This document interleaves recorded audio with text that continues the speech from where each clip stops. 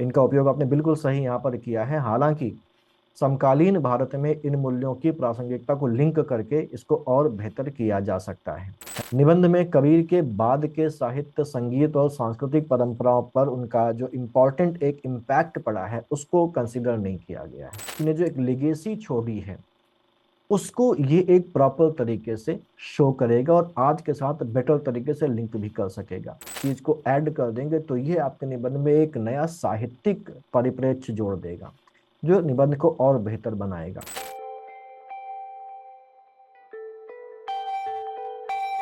नमस्कार, UP business partners के एक नए वीडियो में आपका स्वागत है। आज हम लोग ऐसे की बात करेंगे और देखेंगे कि एक अच्छा ऐसे कैसे लिखा जाता है और एक ऐसे को इवेलुएट करते समय जो एग्जामिनर है उसकी क्या एक्सपेक्टेशंस होती हैं और एक ऐसे को कैसे और बेहतर किया जा सकता है, उसमें किन किन चीजों को इंक्लूड करके।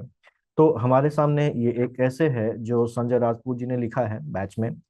कबीर की प्रासंगिकता या कबीर की कृतियों की या कबीर के साहित्य की सामाजिक प्रासंगिकता के ऊपर ये निबंध है।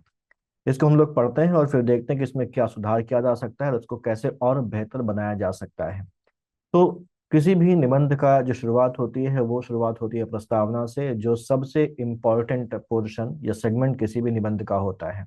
एग्जामिनर सबसे पहले आपके निबंध की प्रस्तावना पढ़ता है और अगर उसको प्रस्तावना अच्छी लग जाती है तो आपके निबंध के लिए उसके मन में एक पॉजिटिव एटीट्यूड डेवलप हो जाता है और वो पॉजिटिव एटीट्यूड आगे आपके बड़े काम आता है। तो इसीलिए जो एक प्रस्तावना है निबंध की, जो इंट्रोडक्शन, वो बहुत ही सुंदर, बहुत ही बेहतर होना चाहिए। प्रस्तावना की शुरुआत जैसा हम लोगों को पता है कि एक सामान्य तरीके से भी की जा सकती है, किसी एनेक्डोट को देके भी की जा सकती है, किसी दोहे से, किसी श्लोक से, किसी कविता से, किसी कहानी से भी की जा सकती है। यहाँ पर अगर हम लोग देखें तो यहाँ पर हमारे पास जो निबंध है इसकी प्रस्तावना अगर हम लोग पढ़ लें पहले की, यहाँ पर लिखा हुआ है कि साहित्य जो है वो समाज का दर्पण होता है जिसमें अपने युग की चेतनाएं, विसंगतियां, विद्रूपताएं निहित होती हैं। एक जागरूक रचनाकार न केवल अपने समय को बल्कि भविष्य को भी अपने साहित्य में समाहित कर लेता है। एक साहित्य तब प्रासंगिक होता है, यहाँ पर होगा, जब जब वह समाज की सद्वृत्तियों को बढ़ावा देता है और असद्वृत्तियों का खंडन करते हुए मानव कल्याण का मार्ग प्रशस्त करता है। स्पेलिंग गड़बड़ है, यहाँ पर होगा प्रशस्त, वर्तनी पर ध्यान दें। प्रशस्त करता है, ऐसा साहित्य युगांतकारी, युगांतरी नहीं, कालजयी होता है। तो ये हमारी प्रस्तावना है। प्रस्तावना अच्छी है और सिंपल सा साहित्य को, समाज को, कबीर को आपस में जोड़ रही है और कबीर के साहित्य की प्रासंगिकता को यहाँ पर प्रस्तावना में ये बताया गया। यानी कि प्रस्तावना ये बता रही कि हम यहाँ पर साहित्य की प्रासंगिकता की बात कर रहे हैं और आगे चलकर इसको कबीर के साथ जब जोड़ दिया जाएगा तो हम लोग इसको और देखेंगे। यहाँ एक चीज अगर देखें तो जो परिचय की शुरुआत है, जो प्रस्तावना की शुरुआत है, वो समाज को प्रतिबिंबित करने वाले साहित्य और एक जागरूक लेखक की भूमिका के बारे में बात कर रही है। ठीक है। इसमें एक चीज ये है कि ये एक सामान अच्छी प्रासंगिक अच्छी प्रस्तावना है, लेकिन यहाँ पर इसको और हम बेहतर कर सकते हैं अगर यहाँ पर कोई एनेक्टोड जोड़ दें। यहाँ पर अगर हम कबीर के काम का, कबीर के साहित्य का कोई लिंक दे दें तो ये और ज्यादा बेहतर यहाँ पर हो जाएगा। ठीक। यहाँ अगर हम लोग देखें तो हम इसको कबीर के दोहे से शुरुआत कर सकते हैं। हम इसको एक ऐसे एनेक्डोट से शुरू कर सकते हैं, जैसे हम कहें कि आज देखिए, आज भी कबीर के दोहे हैं, उनको हर जगह इस्तेमाल किया जाता है। कहावतों के रूप में कबीर के दोहों का इस्तेमाल किया जाता है। गांव देहात के लोगों के जबान पे कबीर के दोहे होते हैं। तो यहाँ पर आप इसकी शुरुआत ये कहते हुए कर सकते हैं कि कबीर के दोहों को आज भी ग्रामीण भारत में गाया जाता है और यहाँ इसको बताते हुए आप कह सकते हैं कि इसका वास्तविक जीवन में भी उदाहरण दिया जाता है ना, जो ये बताता है कि कबीर के इतने साल बीतने के बाद भी लोगों के अंदर उनके साहित्य और उनके साहित्य की प्रासंगिकता के प्रति एक आकर्षण है। ठीक। यहाँ हम एक गांव की सभा बता सकते हैं जहां पर लोग मिल बैठ के कबीर के दोहों को गा रहे हैं और उनके बारे में बातें कर रहे हैं। साथ ही साथ एक और तरीका यहाँ पर इसके लिए है कि हम यहाँ पर एक और एनेक्डोट दे दें। जैसे हम यहाँ जो कबीर का जो समकालीन समय था उसमें भक्ति आंदोलन और मध्यकालीन भारत के सामाजिक धार्मिक माहौल का उल्लेख कर सकते हैं। उस समय के जो कर्म कांड थे और उस समय की जो सामाजिक व्यवस्था थी, जैसे जाति प्रथा थी, सांप्रदायिकता थी, उस पर बात करते हुए ये कह सकते हैं कि कबीर ने उनको चुनौती दी थी। और यहाँ से इसकी शुरुआत कर सकते हैं, कहानी बना सकते हैं कि एक बार एक व्यक्ति कबीर से मिलने आया और वो कबीर से कहता है कि कबीर तुम हिंदू हो या मुसलमान हो। कबीर मुस्कुराकर कहते हैं, और पास में ही एक मंदिर और मस्जिद थी, उसकी ओर इशारा करके वो बोलते हैं कि अगर मैं मंदिर जाऊं तो मौलवी मुझे काफिर कहेगा, और अगर मैं मस्जिद जाऊं तो पंडित मुझे विधर्मी कहेगा, इसलिए ना मैं मंदिर में हूँ ना मस्जिद में हूँ, मैं तो बस प्रेम और सत्य के रास्ते पर हूँ। ये अगर आप लिखेंगे तो ये क्या बता रही है, आज के समय में जब धर्म और संप्रदाय के नाम पर मतभेद बढ़ते जा रहे हैं तो कबीर का ये विचार हमें आपसी प्रेम और इंसानियत के राह पर चलने की प्रेरणा देता है। ठीक है, वो एनेक्डोट देके और फिर नीचे क्या लिखे कि आज के समय में जब धर्म और संप्रदाय के नाम पर मतभेद बढ़ रहे हैं तो कबीर का यह विचार हमें आपसी प्रेम और इंसानियत की राह पर चलने की प्रेरणा देता है। इसको ऐसे के साथ जोड़कर आगे बढ़ सकते हैं। एक और एनेक्डोट, एक बड़ा मशहूर है गुरु और गोविंद वाला इनका कथन, उसको हम शुरुआत कर सकते हैं कि हम यहाँ पर लिखें कि एक बार कबीर के एक शिष्य ने उनसे पूछा कि गुरु और गोविंद यानी कि ईश्वर में कौन बड़ा है। कबीर उत्तर देते हैं कि गुरु गोविंद दो खड़े काके लागू पाए, बलिहारी गुरु आपने गोविंद दियो बताए। ये लिखें, इसको जोड़ दें कि ये दोहा आज भी शिक्षा, मार्गदर्शन और ज्ञान की महत्ता को दर्शाता है। आधुनिक समाज में जहां ज्ञान की भूमिका और सच्चे गुरु की पहचान करना कठिन हो गया है, कबीर का यह संदेश हमें सही गुरु की महत्ता को समझने में मदद करता है। इस तरीके से भी इसको आप शुरू कर सकते हो, और अगर इस तरीके से शुरू करेंगे तो ये ज्यादा बेटर आपकी शुरुआत मानी जाएगी। एक ज्यादा बेटर हुक देगा ये आपके निबंध को, और एक आकर्षण पैदा करेगा एग्जामिनर के मन में इसको आगे पढ़ने के लिए। ये भी अच्छा है, लेकिन इस तरीके से करेंगे तो और बेहतर हो जाएगा ये। ठीक। फिर हम लोग आते हैं मेन ऐसे में, प्रस्तावना के बाद अगला जो मेन पार्ट शुरू होता है, यहाँ पर जो ट्रांजिशन हुआ है हम लोग पहले पढ़ लेते हैं क्या लिखा हुआ है। इन्होंने लिखा है कि कबीर ने न केवल अपने समय की सामाजिक कुरीतियों, रूढ़ियों और अंधविश्वासों का तीव्र विरोध किया, बल्कि वर्ग विहीन समाज, मानवता की बहाली, प्रेम, हिंदू मुस्लिम सौहार्द व आडंबरहीन नैतिकतापूर्ण समाज के निर्माण के प्रयास भी किए। मध्य युगीन, स्पेलिंग वर्तनी की गड़बड़ी है, युगीन छोटियों की मात्राओं की, मध्य युगीन समाज धार्मिक असुरता, भय, कुंठा और सांप्रदायिकता जैसी समस्याओं से पीड़ित था। कबीर ने अपनी वाणी के माध्यम से इन समस्याओं का समाधान प्रस्तुत किया और समाज के नैतिक निर्माण का आह्वान किया। ठीक है, ट्रांजिशन जो हुआ है बहुत सुंदर तरीके से ट्रांजिशन हुआ है, अच्छा ट्रांजिशन है आपने प्रस्तावना के बाद जो यहाँ पर किया है, लेकिन यहाँ थोड़ा सा और इसको बेहतर कर सकते हैं।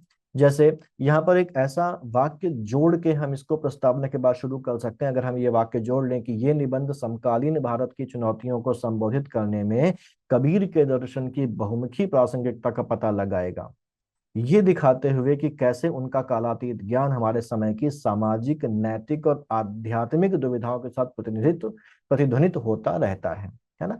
हम क्या कर रहे हैं, हम कबीर जो आज से कई सौ साल पहले थे, उनकी रचनाओं को आज के समाज के साथ जोड़ रहे हैं। तो अगर आप इसको ऐसे लिख देंगे ना तो ये एक लिंक क्रिएट कर देगा उस समय की उनकी रचनाओं और उनके आज के समाज की प्रासंगिकता के साथ, आज के समाज में उनका किस तरीके से यूज हम कर सकते हैं उसके साथ ये जोड़ देगा। ठीक। फिर यहाँ पर एक चीज और, यहाँ पर हम लोगों ने सामाजिक बुराइयों की बात करी। आपने देखा कि आप कुरीतियों की बात कर रहे हैं, रूढ़ियों की बात कर रहे हैं, अंधविश्वासों की बात कर रहे हैं, है ना। हिंदू मुस्लिम सौहार्द की बात कर रहे हैं कि ये अभी हमारे यहाँ गायब है। तो इसको आपने बड़ी अच्छी तरीके से सभी चीजों को यहाँ पर दिखाया है। और हालांकि उदाहरण जो आपके दिए हैं अच्छे हैं, ठीक है। धार्मिक असुरता, भय, कुंठा और सांप्रदायिकता उनके समय में भी थी, आज के समय में भी है। ठीक। इनको आप कबीर के कुछ यहाँ पर दोहे इस्तेमाल करके इनको और बेटर तरीके से रिप्रेजेंट कर सकते हैं। ठीक। जैसे सामाजिक बुराइयों के लिए जो कबीर ने जो जो दोहे कहे हैं, जाति व्यवस्था के लिए जो उन्होंने बातें कही हैं, अस्पृश्यता और गरीबों के शोषण से संबंधित जो उन्होंने बातें कही हैं, उससे रिलेटेड किसी दोहे का उदाहरण आप यहाँ पर दे सकते हैं, है ना। जैसे यहाँ पर आप जाति व्यवस्था के लिए उनका एक दोहा है कि जाति न पूछो साधु की, पूछो केवल ज्ञान, मोल करो तलवार का, पड़ा रहन दो म्यान, है ना। इस दोहे का इस्तेमाल आप करेंगे तो ये दोहा सिंपल सा जाति पर ज्ञान और बुद्धि के महत्व पर जोर देता है, जो उस समय उनके समय के जो सामाजिक पदानुक्रम था उसको चुनौती देता है। आगे यहाँ पर अगला जो पैराग्राफ आपका है वो है, वर्तमान समय में उपभोक्तावाद बढ़ता जा रहा है जिसमें व्यक्ति अत्यधिक धन बल के संचय के लिए भ्रष्टाचार, धोखाधड़ी और अनैतिक साधनों का प्रयोग कर रहा है। कबीर का मानना था कि व्यक्ति को अपनी सीमित जरूरतें रखते हुए अत्यधिक धन संचय की लालसा नहीं रखनी चाहिए। उसे उतना ही धन संचय करना चाहिए जिससे उसकी बुनियादी जरूरतें पूरी हो जाएं। फिर आपने एक दोहा दिया है यहाँ पर कि साईं इतना दीजिए जामे कुटुंब समाए, मैं भी भूखा ना रहूं वो साधु न भूखा जाए। है ना। ये आपका जो पैराग्राफ है उपभोक्तावाद और भौतिकवाद की बात कर रहा है। ठीक। ये जो पोर्शन आपका है, ये पैराग्राफ है, ये अभी जो कंटेम्पररी सोसाइटी है, समकालीन समाज है, उसमें जो बढ़ रहा है उपभोक्तावाद, उसको कबीर के सरल जीवन के दर्शन के साथ जोड़ रहा है।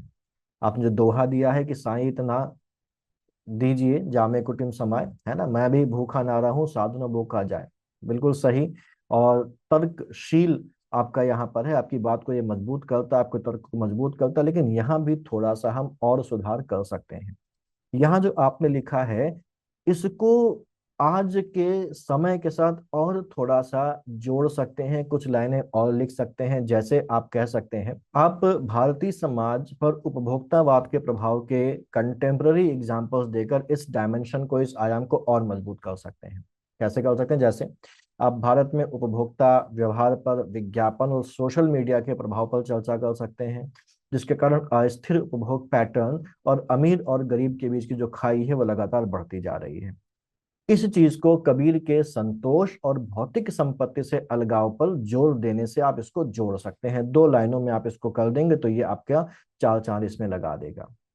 अगला पैराग्राफ जो आपका है वो है कि कबीर ने समाज में व्याप्त सोपानीकृत व्यवस्था, सवर्ण अवर्ण, ऊंच नीच, अस्पृश्यता आदि के विरुद्ध मुखरतापूर्ण आवाज उठाई और मानव मुक्ति पर बल दिया। साथ ही कबीर ने जन्म आधारित जाति व्यवस्था का विरोध किया। और यहाँ पर आपने एक दोहा लिखा है कि जो तू बामन बामनी जाया, आन बांटते काहे ना आया। यानी कि यहाँ पर आपने सामाजिक पदानुक्रम, जाति व्यवस्था और समानता से संबंधित बातें यहाँ पर कही हैं। है ना, ये असमानता ही तो है, ऊंच और नीच, अस्पृश्यता, ये सब क्या है? ये असमानता ही है। ठीक है। ये आपने बिल्कुल पर्याप्त रूप से सारी बातें यहाँ पर लिखी हैं। दोहा भी आपका यहाँ पर बिल्कुल सही जगह पर सही दोहा आपने यूज किया है। ठीक।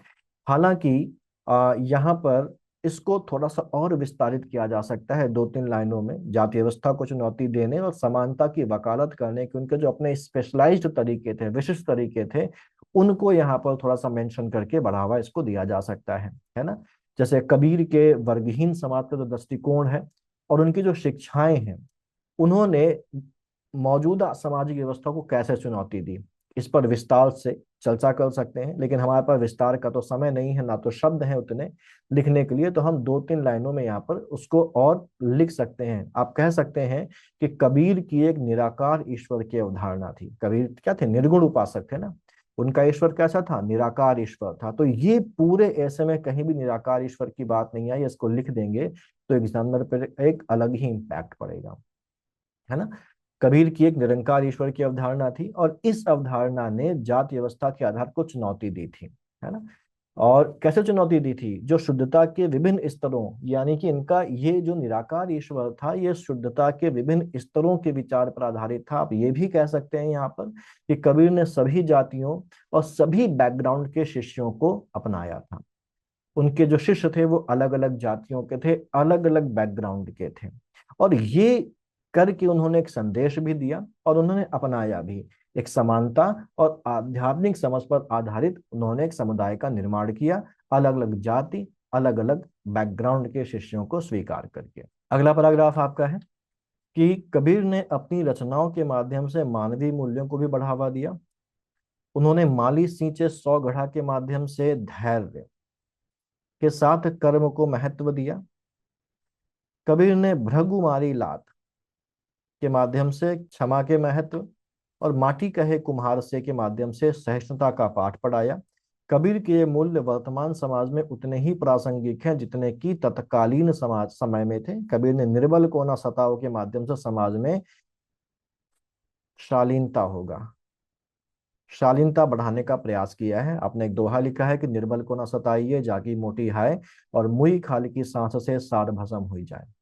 यहाँ पर आपने कबीर के मानवीय मूल्यों और उनसे संबंधित जो कबीर की शिक्षाएं हैं उनके बारे में बात यहाँ पर कही है और उसको आज के समय से जोड़ने की कोशिश करी है।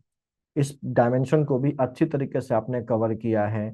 कबीर द्वारा कड़ी मेहनत, क्षमा और सहनशीलता पर जोर देने का आपने उल्लेख भी किया है। माली सींचे सौ गढ़ा, भृगुमारी लात और माटी कहे कुम्हार जैसे उदाहरण आपने जो यहाँ पर दिए हैं, इनका उपयोग आपने बिल्कुल सही यहाँ पर किया है। हालांकि समकालीन भारत में इन मूल्यों की प्रासंगिकता को लिंक करके इसको और बेहतर किया जा सकता है ना। कबीर की मानवीय मूल्य के पर जो शिक्षाएं हैं यहाँ पर जिनकी आपने बात की है, उनको समकालीन भारतीय समाज द्वारा अभी जो जिन चुनौतियों का सामना किया जा रहा है उनके साथ यहाँ पर जोड़ा जा सकता है। आप कह सकते हैं कि भारत में जो सांप्रदायिक तनाव है, जो सामाजिक विभाजन है, उनके संदर्भ में कबीर द्वारा क्षमा और सहनशीलता पर जोर देना विशेष रूप से आज जरूरी है। कबीर ने जो क्षमा और सहनशीलता की बात की है, उनका यूज करके सांप्रदायिक तनाव और सामाजिक विभाजन को हम कम कर सकते हैं। आप ये भी यहाँ पर बता सकते हैं कि कड़ी मेहनत और जो दृढ़ता है, उन पर उनकी जो शिक्षाएं हैं किस तरीके से लोगों को आर्थिक और सामाजिक चुनौतियों पर जीत पाने के लिए प्रेरित कर सकती हैं। ये इंक्लूड करिए प्लीज यहाँ पर। फिर अगला पोर्शन आपने लिखा है, पुस्तकीय ज्ञान के महत्व पर कबीर के विचार अत्यंत प्रासंगिक हैं। आज शिक्षा के कई आयाम हैं जिसमें मनुष्य तकनीकी और मशीनी शिक्षा के पीछे भाग रहा है, जो मनुष्य को भौतिक सुख तो कहीं तक प्रदान करती है लेकिन मानसिक या आंतरिक सुख से वंचित रखती है। इसके लिए कबीर ने किताबी ज्ञान से बाहर प्रेम पर आधारित शिक्षा को महत्व दिया है। कबीर ने किताबी ज्ञान से बाहर प्रेम पर शिक्षा को महत्व दिया है। आपने दोहा लिखा है यहाँ पर कि पोथी पढ़ पढ़ जग मुआ, पंडित भया न कोय, और ढाई आखर प्रेम के पढ़े सो पंडित हो। इसको एक ही लाइन में लिखिए, पोथी पढ़ पढ़ जग मुआ, पंडित भया न कोय, ये एक ही लाइन में है, फिर दूसरी लाइन में यहाँ पर इसको लिखिए। ठीक। तो यहाँ आप क्या बता रहे हैं, ये जो डायमेंशन है, आपने जो डायमेंशन यहाँ पर यूज किया है वो बेसिकली शिक्षा के प्रभाव पर बात कर रहा है। ये डायमेंशन भी ठीक से कवर्ड है। इस निबंध में आपने कबीर की जो शिक्षाएं हैं, जो सच्ची शिक्षा है, उन पर कबीर के जो विचार हैं उनकी तुलना किताबी ज्ञान से की है। हालांकि सच्चा ज्ञान प्राप्त करने में जो अनुभवात्मक शिक्षा है और आत्मचिंतन की जो भूमिका है उसको भी यहाँ पर इंक्लूड करके इसको और बेटर आप कर सकते हैं। मैं ये नहीं कह रहा कि खराब लिखा, अच्छा लिखा, लेकिन इसको और बेहतर, सुधार की गुंजाइश तो हमेशा बनी रहती है ना, किया जा सकता है यहाँ पर इसको और बेहतर इन चीजों को इंक्लूड करके। ठीक। कबीर क्या कहते हैं, कबीर कहते हैं सच्चे ज्ञान के मार्ग रूप में वो अनुभवात्मक शिक्षा और आत्मचिंतन पर जोर देते हैं, तो इसको इंक्लूड किया जा सकता है यहाँ पर। और इसको शिक्षा सुधार और जो ओवरऑल डेवलपमेंट है उस पर इस समय जो चीजें चल रही हैं, अभी न्यू एजुकेशन पॉलिसी हमारे पास आई है, उनसे संबंधित बातों से जोड़ के लिखा जा सकता है यहाँ पर। जैसे आप ये कह सकते हैं कि कक्षा की शिक्षा यानी कि जो क्लासरूम की जो एजुकेशन होती है उसके पूरक के रूप में इंटर्नशिप और सामुदायिक सेवा जैसे अनुभवात्मक शिक्षा के महत्व पर आप चर्चा कर सकते हैं यहाँ पर। आप आलोचनात्मक जो सोच है, आलोचनात्मक सोच का जो स्किल है, उसको खुद और दुनिया की गहरी समझ को विकसित करने में आत्मचिंतन, आत्मनिरीक्षण की भूमिका पर भी चर्चा कर सकते हैं। इस डायमेंशन में इसको भी इंक्लूड किया जा सकता है। ठीक। फिर अगली चीज यहाँ पर आती है, आपका जो अगला डायमेंशन यहाँ पर कवर किया है, आपने लिखा है कि ध्यान रखना चाहिए कि किसी दूसरे व्यक्ति की स्वतंत्रता बाधित ना हो। वर्तमान समय में व्यक्तियों में बढ़ती कठोर और अशोभनीय भाषा के प्रयोग के कारण समाज में मानवीय मूल्यों के ह्रास के साथ साथ शांति, सौहार्द, प्रेम आदि में कमी आ रही है। अतः व्यक्ति को विनम्र व शोभनीय भाषा का प्रयोग करना चाहिए। आपने यहाँ पर भी एक दोहा लिखा है कि ऐसी बानी बोलिए मन का आपा खोए, औरन को शीतल करे आपहु शीतल हुए, है ना। इस डायमेंशन में जो कबीर की जो विनम्र भाषा की शिक्षा है उसको आपने यहाँ पर बताया है, और जो फ्री स्पीच है उसके जो जो एथिकल डायमेंशंस हैं, और जो प्लुरलिस्ट सोसाइटी यानी कि जो बहुलवादी समाज है उसकी बात आप यहाँ पर कर रहे हैं कि वहां पर एक सम्मानजनक तरीके से जो डायलॉग है, जो बातचीत है, उसका महत्व क्या है। ठीक।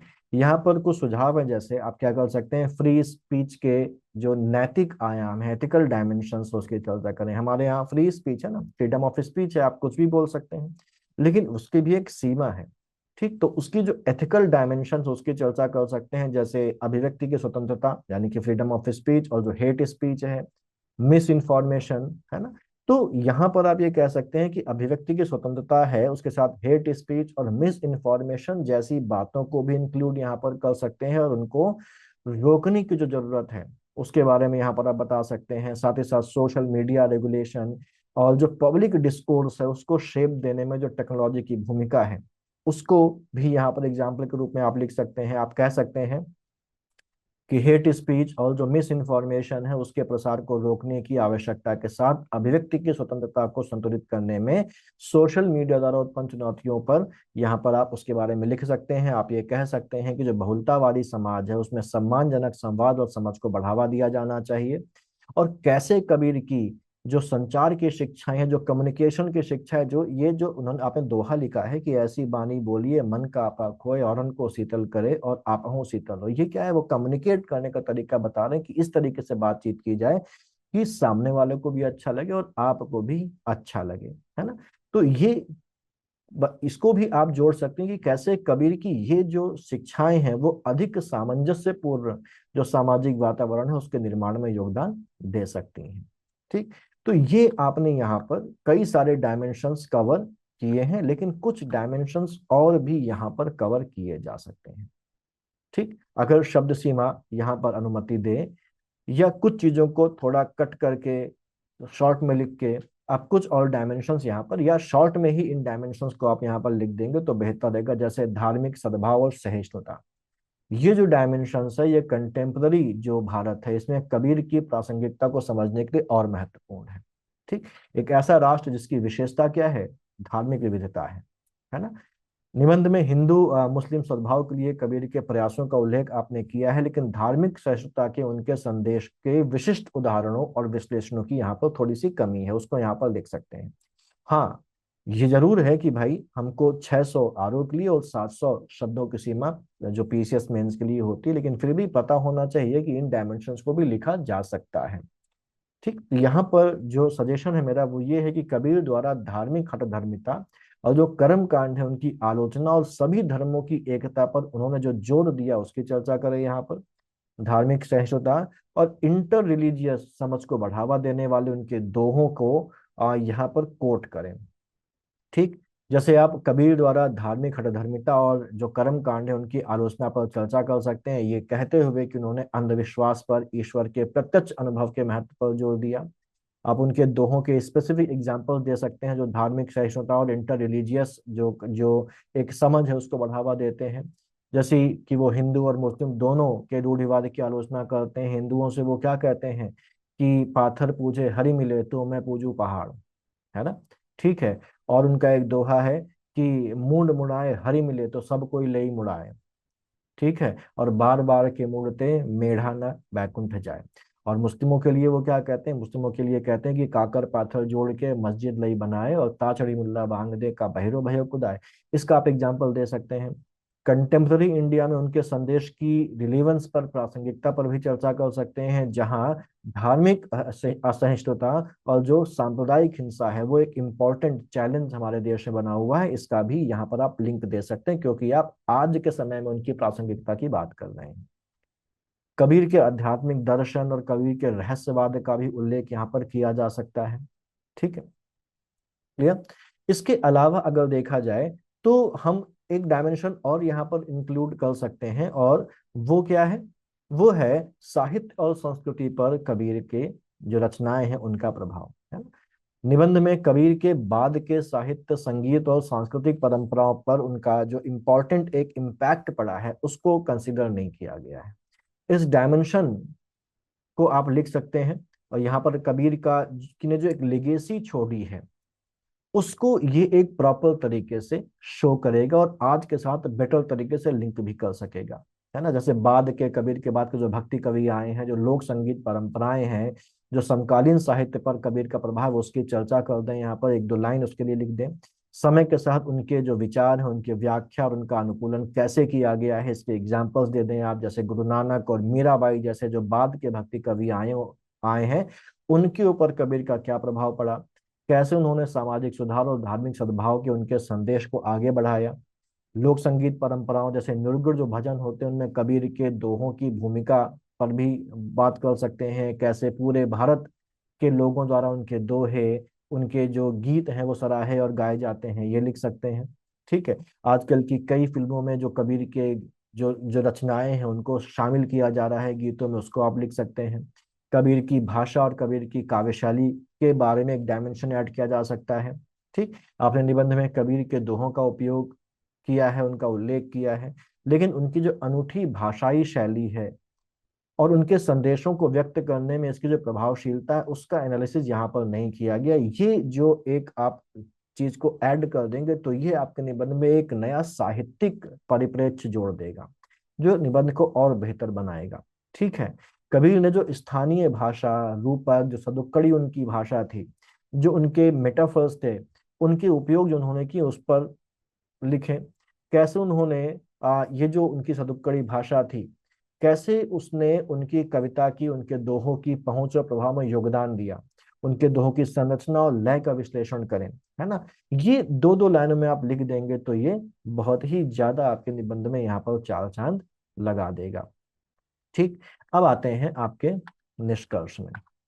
निष्कर्ष में आपने लिखा है कि निष्कर्षतः कहा जा सकता है कि कबीर कालीन विकृतियां, असंगतियां, रूढ़ियां आदि से हमारा समाज मुक्त नहीं हो पाया है, अभी भी मुक्त नहीं हो पाया, थोड़ा बेटर हो जाएगा। जात पात, अशिक्षा, गरीबी, छुआछूत जैसी विषमताएं जड़ जमाए बैठी हैं।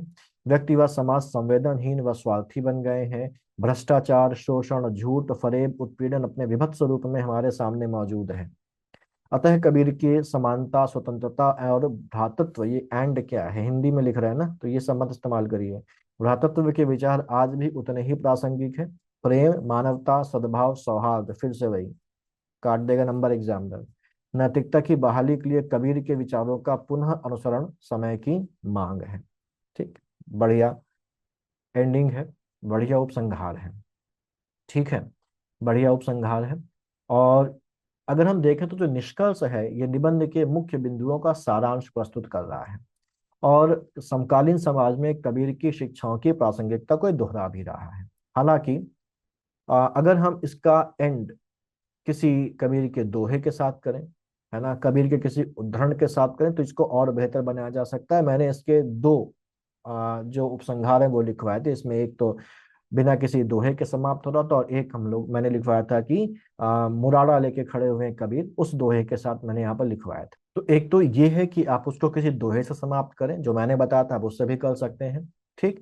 इसके अलावा आप सामाजिक बुराइयों को सूचीबद्ध करने के बजाय, जो आपने यहाँ पर कई सारी सामाजिक बुराइयां लिख दी हैं, भ्रष्टाचार, शोषण, झूठ, फरेब, उत्पीड़न, गरीबी, छुआछूत, ठीक है, इनको यहाँ पर लिस्ट ना करें, बल्कि इसके बजाय उन्हें वर्तमान घटनाओं या आज भारत के सामने जो विशिष्ट मुद्दे आ रहे हैं उनसे जोड़ें। और यहाँ पर यह बताएं कि कबीर की जो फिलॉसफी है, कबीर का जो दर्शन है, वो उनको सॉल्व करने के लिए हमें कैसे एक रास्ता दिखा सकता है, कैसे एक रूपरेखा हमें प्रदान कर सकता है। ठीक। तो ये जो है आपका ये अच्छा है, लेकिन इसको और बेहतर कैसे कर सकते हैं वो हम यहाँ पर मैंने आपको बताया। आप लिख सकते हैं कि जैसा कि हम 21वीं सदी की जटिलताओं को समझते हैं, कबीर का कालातीत ज्ञान हमें याद दिलाता है कि सच्ची प्रगति जो है वह भौतिक धन या सामाजिक स्थिति में नहीं, बल्कि प्रेम, करुणा और नैतिक आचरण के विकास में निहित है। कबीर से प्रेरित होकर हम इन मूल्यों को अपने व्यक्तिगत जीवन और अपने सामूहिक भविष्य के ताने बाने में चुन सकते हैं। कैसे बुन सकते हैं ये कबीर ने हमको बताया है। ठीक। तो ये चीजें अगर आप इंक्लूड कर लेंगे तो आपका जो निबंध होगा वो बहुत ही सुंदर बन जाएगा और एग्जामिनर आपको अच्छे मार्क्स देने के लिए बाध्य हो जाएगा। तो ये निबंध अच्छा है, लेकिन इसको और अच्छा बनाया जा सकता है और डायमेंशंस ऐड कर सकते हैं हम लोग, और ज्यादा अंकदायी इसको बनाया जा सकता है। तो इसको देखिए और इन चीजों को इसमें इंक्लूड करिए, इंक्लूड करके लिखिए, बार बार लिखिए, क्योंकि एक निबंध एक ऐसी चीज है जिसको आप जितनी बार लिखेंगे उतनी बार ये बेहतर होता चला जाएगा। आप जितनी बार पढ़ेंगे उतनी बार इसमें आपको नए डायमेंशंस देखने को मिलेंगे, नई चीजें आपके दिमाग में आएंगी कि इनको कैसे इंक्लूड किया जा सकता है। तो ये वो कला है जो लिखने से आती है, ये वो कला है जिसकी आप जितनी ज्यादा प्रैक्टिस करेंगे आप उसमें उतना ज्यादा माहिर होते चले जाएंगे और आप उतने ज्यादा अंक पाएंगे। क्योंकि हम जानते हैं कि निबंध जो है ये पीसीएस में भी एक बहुत इंपॉर्टेंट रोल प्ले करता है और आरओ में तो निबंध और हिंदी ड्राफ्टिंग के बल पे ही आपका चयन होता है, क्योंकि बाकी में तो लगभग सब लोग एक जैसे ही होते हैं, क्योंकि सभी प्री पास करके मेंस में आते हैं। तो जितना ज्यादा आप स्ट्रॉन्ग इस पार्ट को कर लेंगे, आपके सिलेक्शन और आपकी रैंक पर उतना ही ज्यादा असर पड़ेगा। और कबीरदास जी ने कहा भी तो है कि जिन खोजा तिन पाई या गहरे पानी पैठ, और मैं बबूढ़ा बूढ़न डरा रहा किनारे बैठ।